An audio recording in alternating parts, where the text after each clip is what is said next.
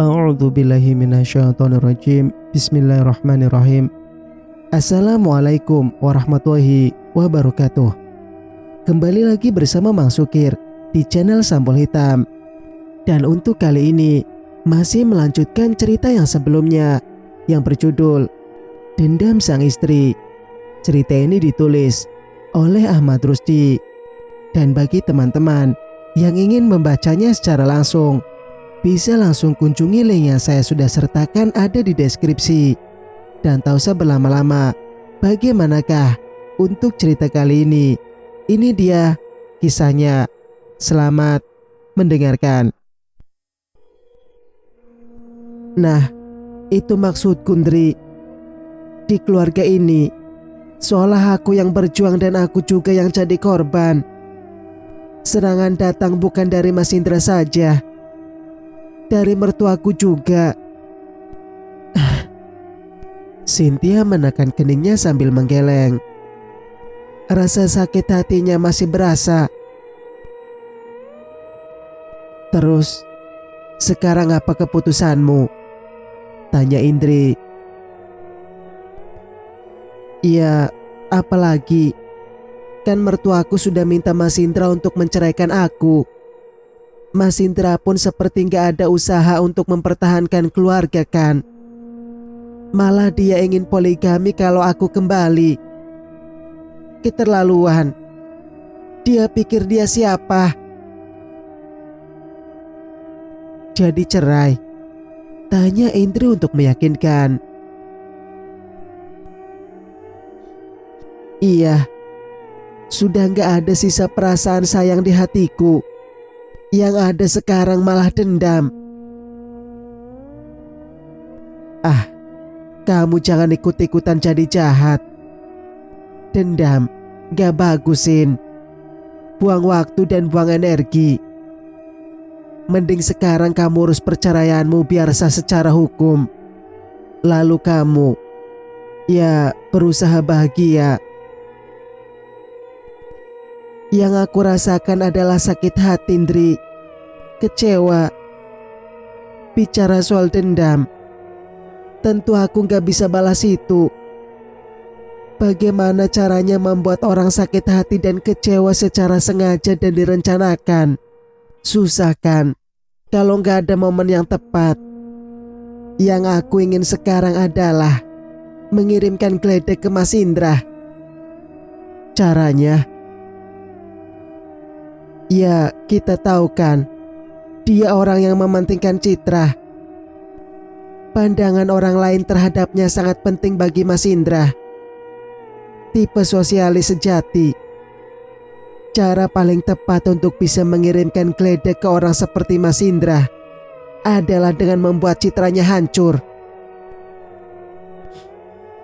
Dan kamu berharap geledek itu datangnya dari kasus korupsi ini? Tanya Indri. Iya. Tapi aku gak akan hanya duduk dan berharap. Aku akan membantu Alvin mencari informasi. Indri tersenyum dan mengangguk. Sin, tapi kamu yakin Mas Indra memang pelaku korupsinya? Mendengar cerita Alvin dan kalau lihat sifat-sifat Mas Indra, aku sangat yakin, Dri. Oke, aku ikut. Aku akan membantu sebisa mungkin. Ayo kita kirimkan geledek ke Mas Indra. Di tempat lain, Indra sampai di rumah agak malam. Pukul 9:23. Namun tidak seperti biasanya. Setidaknya kebiasaan 1 tahun terakhir ketika pulang malam, Indra tidak pulang dalam keadaan mabuk.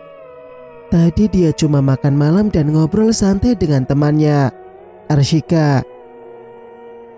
Setelah memasuki rumah, perasaan sepi dan dingin begitu dia rasakan. Beberapa hari lalu, ada Cynthia yang akan menyambutnya dan selalu ada lauk pauk yang jarang dia makan di atas meja. Namun beberapa malam ini dia merasakan kesepian. Indra berdiri di ruang keluarga. Kedua tangannya menggantung di pinggang.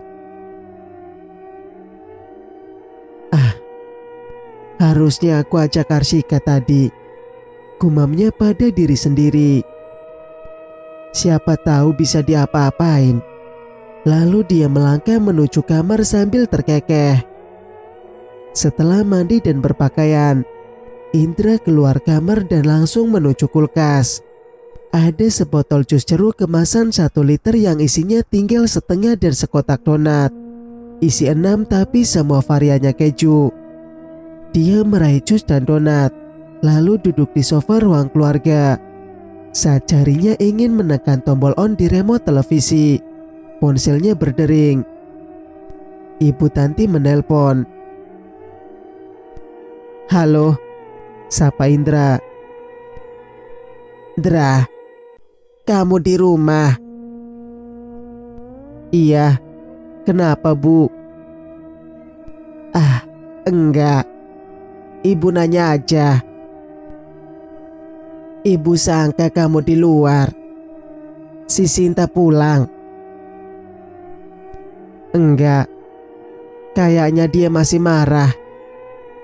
Biarin aja deh, toh ada dia atau enggak ngaruh juga buatku."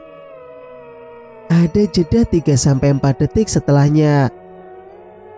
Sebenarnya Indra berharap perkataannya direspon Ibu Tanti, minimal tertawa. Tetapi Ibu Tanti tidak merespon. "Tadi Ibu main ke tempat kakakmu," kata Ibu Tanti, nadanya serius. "Ke Lembang?" Bukan. Tadi Ibu ketemu Tifa di Cicahem." "Oh, terus Bu?" "Ya, kami ngobrol-ngobrol gitu. Pasti bicara buruk tentangku," kata Indra penuh curiga. "Enggak lah. Kamu selalu berpikiran buruk pada kakakmu." "Terus?" "Ya, Tifa justru kagum denganmu. Katanya hebat. Juga dirimu bisa membangun hidup dengan cepat." "Membangun hidup?" "Iya, seperti sekarang. Kamu kan punya mobil, punya rumah, dan bisa main-main. Padahal kan belum juga 5 tahun kamu menjabat sebagai kepala cabang," kata Ibu Tanti. Tentu saja dia berbohong. Alih-alih kagum dengan Indra, Tifa justru curiga dari mana adiknya itu mendapatkan ini itu dalam waktu singkat. "Oh," kata Indra lalu dia tertawa bangga.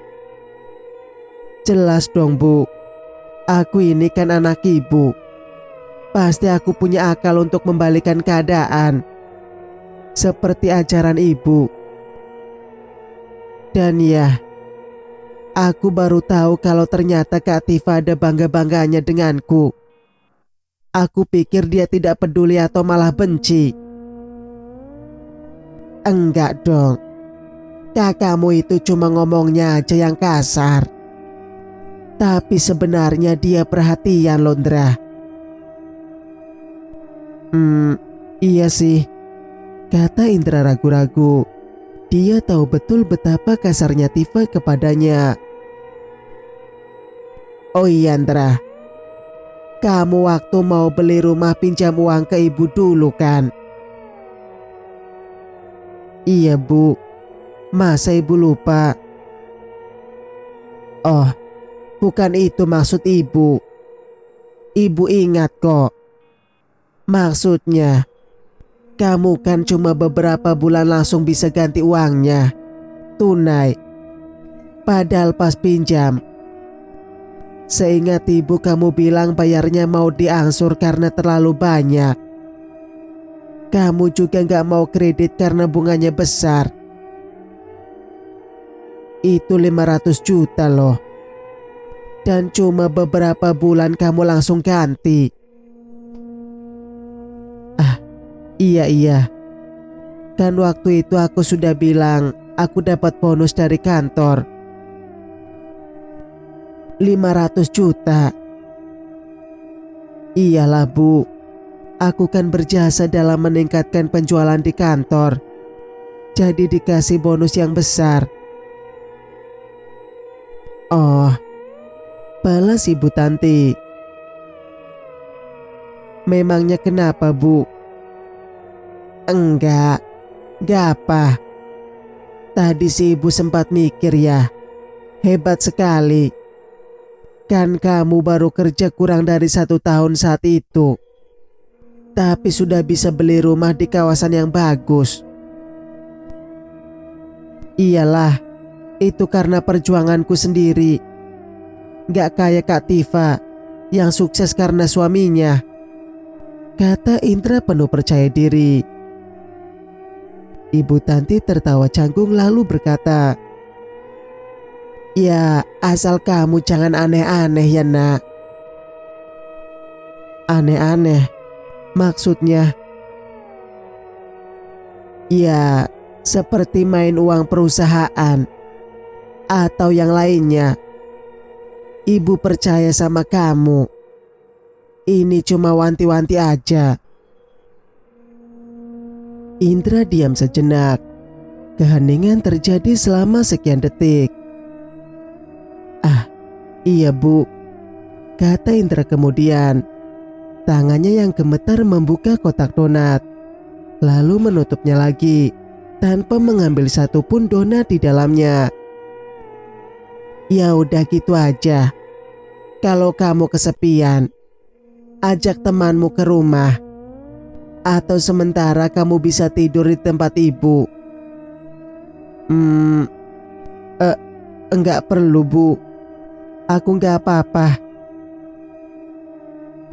Ya udah, Ibu tutup teleponnya. Iya Bu, balas Indra.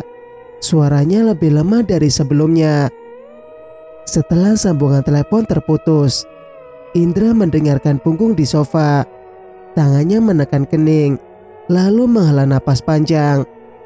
Ada kekhawatiran di wajahnya. Jelas, sesuatu sudah mengganggu pikirannya. Sesuatu yang diantarkan Ibu Tanti.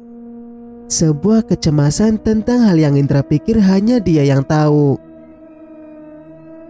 Ah, apa ini? Indra membatin.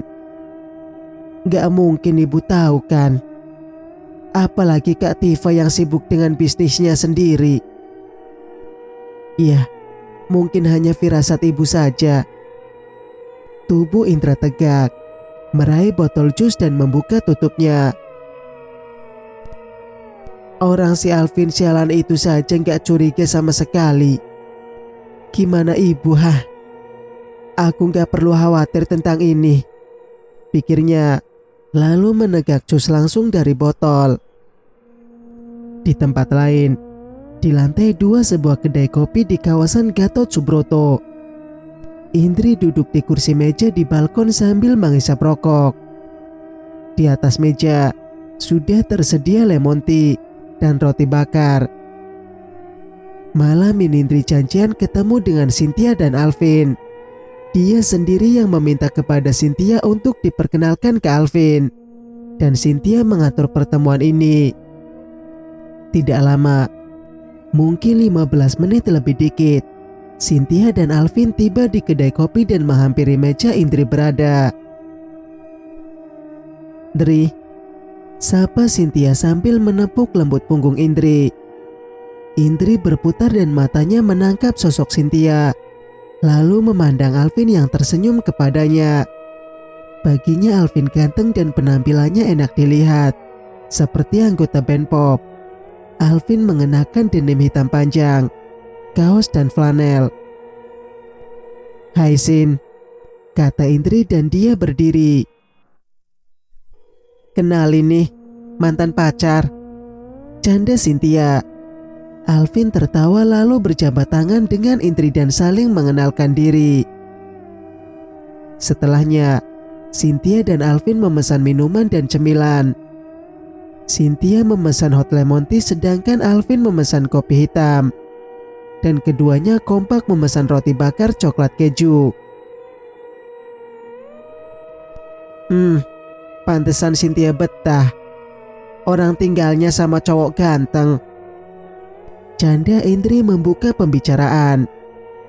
Alih-alih tersipu dengan candaan Indri, Cynthia malah menambahkan, "Oh jelas, sudah ganteng, tajir lagi." Indri tertawa sambil geleng-geleng. "Jadi mbak..." Seru Indri memotong ucapan Alvin. "Jangan panggil mbak dong, panggil aja Indri. Masa nggak lihat masih cantik awet muda gini, walau anaknya sudah 1. Alvin tertawa sambil mengangguk-angguk. Indri memang cantik dan terlihat masih sangat muda. Umur Indri 29 tahun. Didukung dengan gayanya yang anak muda, orang tidak akan menyangka kalau Indri seorang istri dengan 1 anak. Maaf Indri, kan baru kenal, jadi masih semi formal," kata Alvin. "Ih, sudah kayak kebaya aja, semi formal," celetuk Indri. Cynthia yang sejak tadi menyantap makanannya tertawa saat mendengarkan obrolan Indri dan Alvin. Selanjutnya, Cynthia, Indri, dan Alvin berbincang sangat akrab. Perbincangan melebar kemana-mana, mulai dari awal kedekatan Cynthia dan Indri, kenapa Alvin dan Cynthia putus, tempat makan dan wisata di Bandung favorit masing-masing. Dan Alvin sukses membuat Cynthia dan Indri tertawa dengan lelucon-leluconnya. Namun, tidak ada seorang pun yang membahas tentang Indra. Padahal ketiganya, seperti kata Cynthia, ingin mengirimkan geledek kepada Indra. Sampai "Arshika," gumam Alvin pada dirinya sendiri sambil menatap seorang wanita muda yang sedang duduk di kursi meja lantai 1. "Siapa, Vin?" tanya Cynthia. Tubuhnya ditegakkan dan pandangannya menyapu lantai 1. Sontak Alvin menatap Cynthia. "Ah, enggak. Itu ada pegawai di kantorku, SPG," kata Alvin sambil menunjuk wanita muda yang dia kenal. Cynthia dan Indri serentak memandang ke arah jari Alvin menunjuk. Lalu kemudian secara bersamaan keduanya saling memandang kaget. "Sin," kata Indri. Cynthia mengangguk. Alvin yang bingung dengan reaksi keduanya bertanya, "Kenapa? Kalian kenal?" "Ah, enggak kok," kata Cynthia ragu-ragu. Tentu Indri berbeda dengan Cynthia.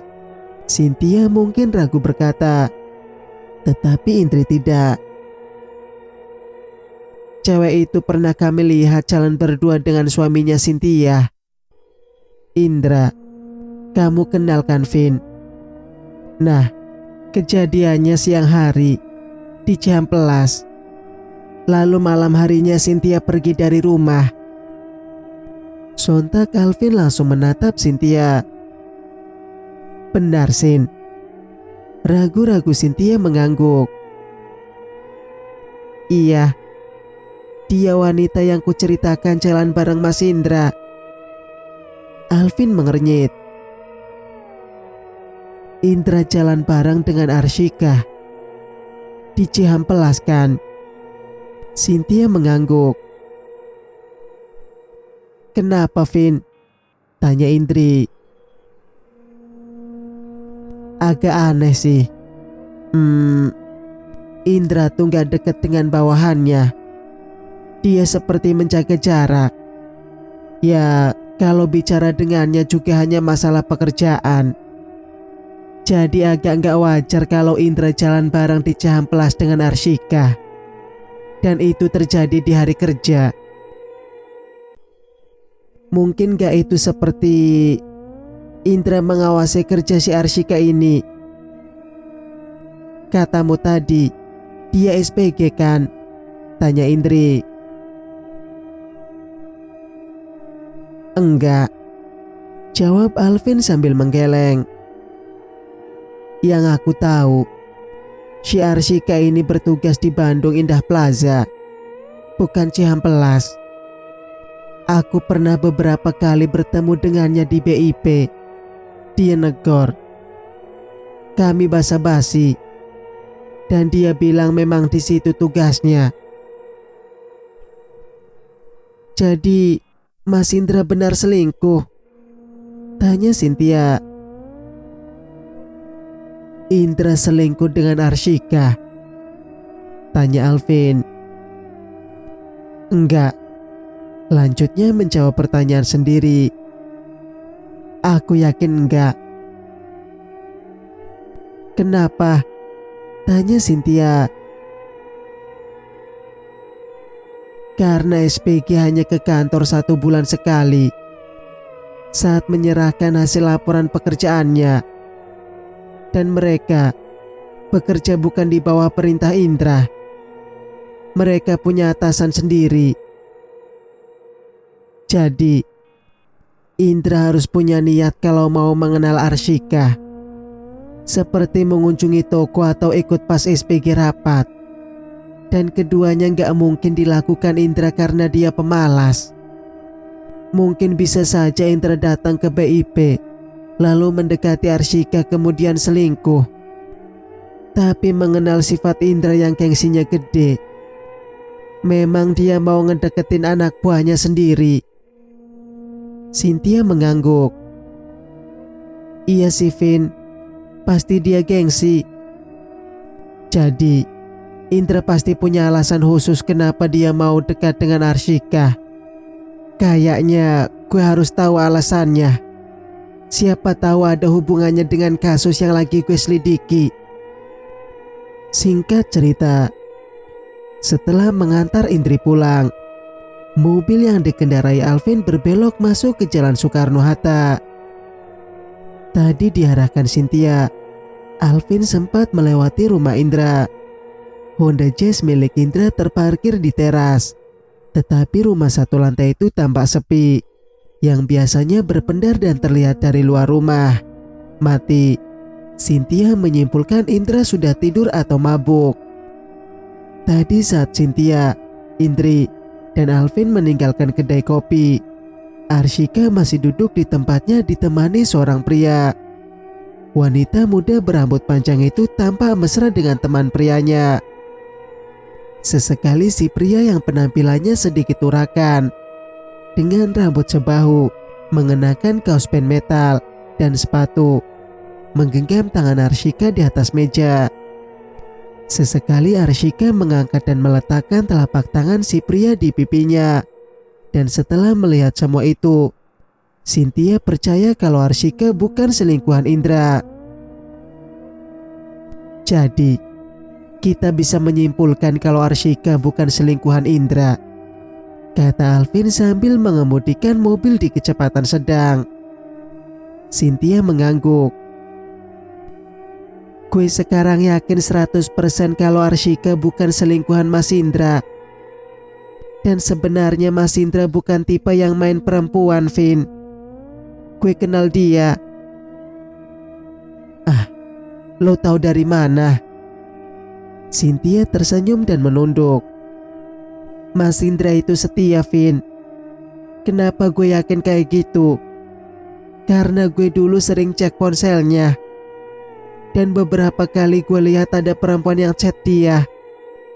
Bahkan beberapa menggoda dia. Terus dia ngeladenin. Tapi di setiap akhir chat dia selalu bilang dia sudah punya istri. Atau nanti aku tanya istriku.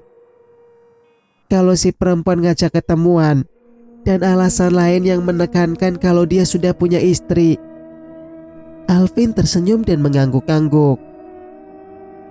Iya, semua manusia punya sisi baik dan buruk, termasuk suamimu. Cynthia mengangguk, sepakat dengan Alvin. Tapi sayangnya Mas Indra kasar. Bukan tangannya. Mas Indra gak pernah mukul gue sekalipun. Tapi mulutnya itu loh. Cynthia meringis setelah mengatakan itu. Setiap hari dalam 1 tahun, ada aja kata-kata yang keluar dari mulutnya yang bikin gue sakit hati. Sampai lo tahu nggak, gue tuh kalau dengar mobilnya dia pulang kerja, deg-degan tahu. Gue mikir apa lagi yang mau dia ucapin untuk buat gue sakit hati. Dan lo nggak pernah melawan. Cynthia menggeleng dan berkata, enggak. Sekalinya gue ngelawan ya pas kemarin. Gue pergi dari rumah. Tapi Sin, lu yakin? Yakin?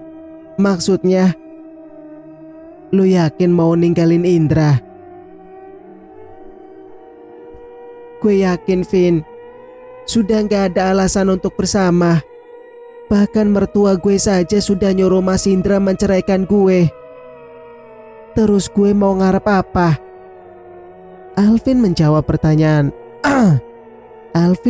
pertanyaan Cynthia dengan mengangkat bahu. Bahkan kalau gue membayangkan kembali ke rumah itu, gue merinding tahu. Saking gue gak mau diperlakukan seperti itu lagi. Iya. Alvin mengernyit. Aduh, gue bingung mau ngomong apa, Sin. Gue gak ahli menyampaikan pendapat tentang, ya, hubungan percintaan. Gue bukan Romeo, katanya. Cynthia tersenyum. Lo tuh gak perlu jadi Romeo, Vin. Karena lo sudah jadi Iron Man di hidup gue. Bayangin kalau gue gak ketemu lo malam itu. Mungkin gue gak setenang sekarang. Alvin tertawa mendengar ucapan Cynthia. Dan tidak bisa dipungkiri, dia merasa senang setelah mendengar tanggapan mantan pacarnya tentang dia. Gue jadi ingat syair Rumi yang berbunyi, dan di padang pasir yang gersang, aku menemukan mawar itu, kata Cynthia. Artinya, harapan. Mawar yang dimaksud adalah harapan. Iya, dan mawar itu lo. Buset, gue merinding. Lo kok bisa jadi sangat romans gitu? Apa rahasianya coba? Gue mau tahu. Cynthia terbahak-bahak mendengar ucapan Alvin. Lalu ketika tawanya mulai reda, dia berkata, ya, gue hanya berusaha jujur, Vin. Dan gak ada salahnya mengungkapkan apa yang gue rasain atas pertolongan lo ke gue. Menurut gue itu adil. Dan gak perlu gengsi. Iya, kata Alvin sambil mengangguk-ngangguk.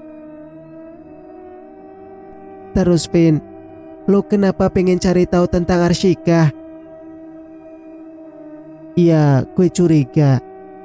Sekarang hubungan dia dan Indra berlandaskan apa coba? Pacaran? Jelas, kita sepakat itu bukan. Pertemanan? Agak nggak mungkin karena Indra orangnya agak eksklusif. Terus, apa lagi yang menurut lo yang mungkin? Rekan kerja? Iya, rekan kerja. Tapi bukan rekan kerja yang biasa.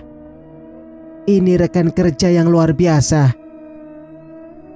Maksud lo Arshika partner Mas Indra dalam menggelapkan uang 1 miliar itu? Gue curiga seperti itu, Sin. Jadi gue harus cari tahu. Caranya? Ini yang dari tadi gue pikirin. Sekarang kalau tiba-tiba gue deketin dia, Pasti dia curiga karena gue audit, jadi gak efektif. Dan gue memikirkan satu cara yang mungkin bisa dipakai untuk cari informasi. Apa? Tapi gue butuh bantuan lo dan Indri. Ya apa? Gue pingin lo berdua nyamar jadi SPG. Ah, gila lo. Emang gue gila? Lo baru tahu? Enggak. Lagian gimana caranya gue jadi SPG? Ada caranya adikku. Dan memang sepertinya Tuhan ngebantu gue betul untuk menyelesaikan masalah ini. Tapi gimana dengan lo? Lo mau nggak? Seru Cynthia. Lalu sejenak dia berpikir. Gue nanya Indri dulu, katanya. Kalau Indri mau, tanya Alvin. Gue mau, jawab Cynthia tanpa ragu. Cerita pun bersambung. Jika kalian suka dengan ceritanya, jangan lupa untuk like, subscribe, dan nyalakan notifikasinya agar bisa mendengarkan cerita-cerita berikutnya. Wassalamualaikum warahmatullahi wabarakatuh.